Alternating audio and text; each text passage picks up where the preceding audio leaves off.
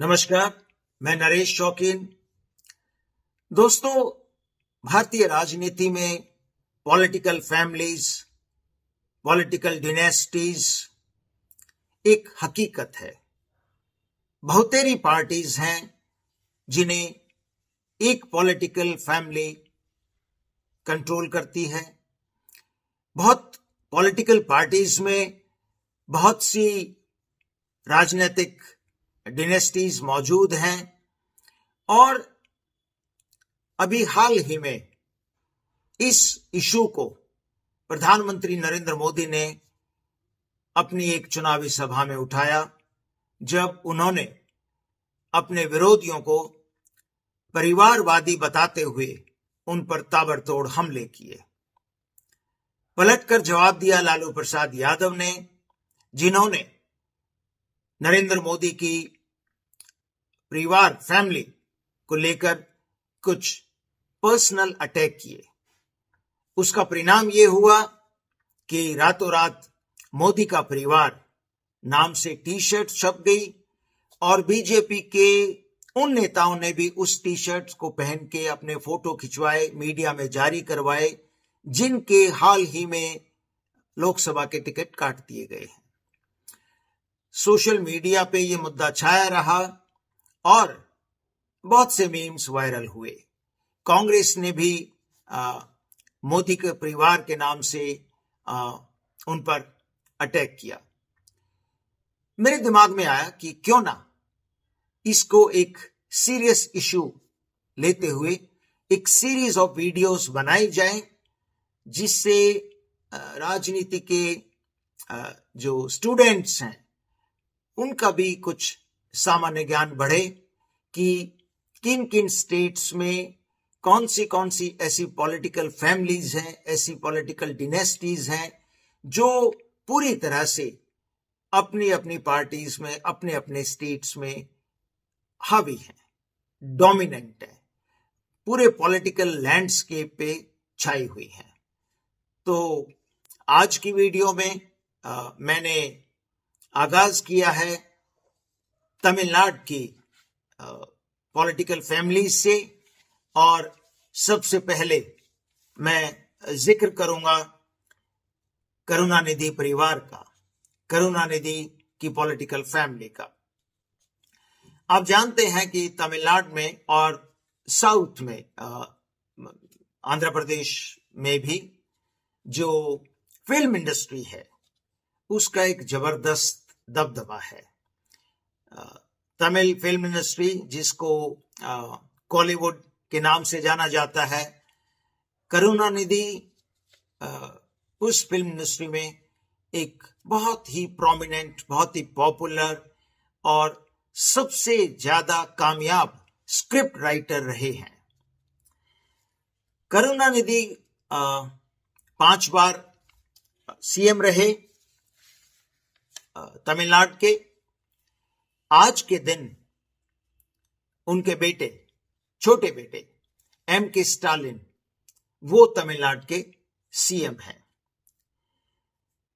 M.K. Stalin के बेटे उदयनिधि स्टालिन हैं, जो डीएमके यूथ विंग के सेक्रेटरी होने के साथ साथ उनकी कैबिनेट में youth welfare and sports development minister भी हैं। M.K. स्टालिन के बड़े भाई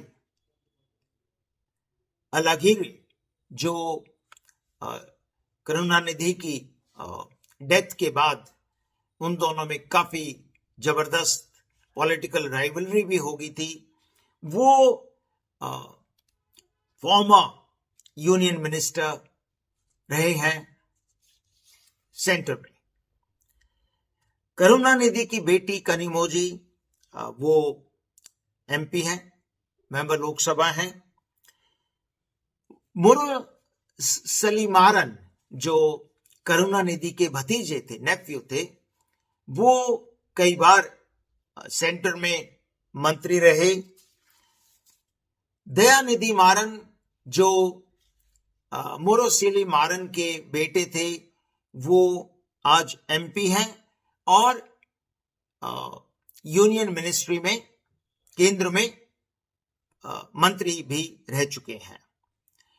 जैसे मैंने आपको बताया कि करुणानिधि 1969 से लेके 2011 तक 5 बार तमिलनाडु के सीएम बने।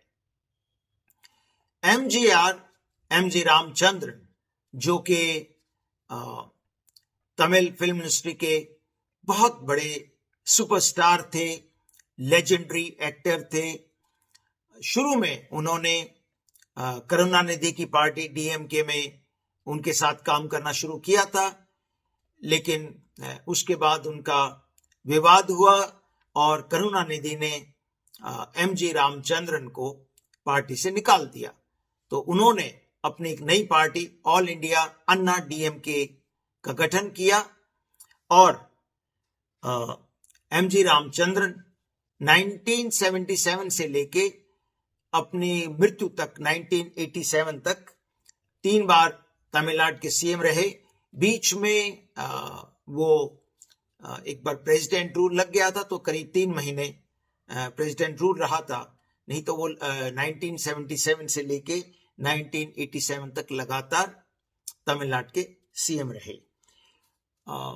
एमजीआर की मृत्यु के बाद उनकी वाइफ जानकी रामचंद्रन, जो कि खुद एक फिल्म स्टार रही हैं, वो तमिलनाडु की सीएम बने, लेकिन उनका कार्यकाल सिर्फ 23 दिनों का रहा। जानकी रामचंद्रन के बाद जो जयललिता हैं, जो कि बहुत करीबी थी एमजीआर की और खुद एक बहुत बड़ी स्टार थी तमिल फिल्म इंडस्ट्री में, वो जानकी रामचंद्रन के बाद तमिलनाडु की सीएम बनी और जयललिता 1991 में बनी तमिलनाडु की चीफ मिनिस्टर, और वो उस टाइम यंगेस्ट चीफ मिनिस्टर थी तमिलनाडु की। जानकी रामचंद्रन पहली महिला मुख्यमंत्री तमिलनाडु की रही हैं। लेकिन अगर हम डायरेक्ट जो फैमिली डिनेस्टी देखें, तो जो एमजीआर की लेगेसी थी वो जानकी रामचंद्रन नहीं संभाल सकी। जयललिता ने अपने आप को एमजीआर की डेथ के बाद उनका राजनीतिक वारिस घोषित किया और वो भी 5 बार तमिलनाडु की सीएम रही। जयललिता की मृत्यु के बाद ऑल इंडिया अन्ना डीएमके कोई बहुत बड़ी ताकत नहीं रही तमिलनाडु में, और करुणानिधि की जो पॉलिटिकल डिनेस्टी है, जो राजनीतिक विरासत है, उसको एमके स्टालिन बखूबी निभा रहे हैं, उसको संभाल के रखा हुआ है। तमिलनाडु में जो कांग्रेस पार्टी है, इंडिपेंडेंस के बाद शुरुआत में डोमिनेंट पॉलिटिकल पार्टी थी, लेकिन वर्तमान में सिर्फ जो पीसी चिदम्बरम है, जो कांग्रेस के वरिष्ठ नेताओं में जिनका नाम शुमार है, कई बार मंत्री रह चुके हैं, वो और उनके बेटे कार्ति चिदम्बरम, जो कि लोकसभा के मेंबर हैं इन दिनों, सिर्फ वो एक पॉलिटिकल फैमिली है जिसको हम कह सकते हैं कि वो प्रोमिनेंट है तमिलनाडु कांग्रेस यूनिट में। तो ये अगर हम आज के मौजूदा हालात देखें तो तमिलनाडु में जो करुणानिधि का जो परिवार है, करीबी परिवार, उनके अपने बेटे, उनकी बेटी, उनके भतीजे और उनके भतीजे के सुपुत्र, ये जो परिवार है पूरी तरह से वहां की राजनीति पे हावी है। अगर हम परिवारवाद का जिक्र करें तो जिस रफ्तार से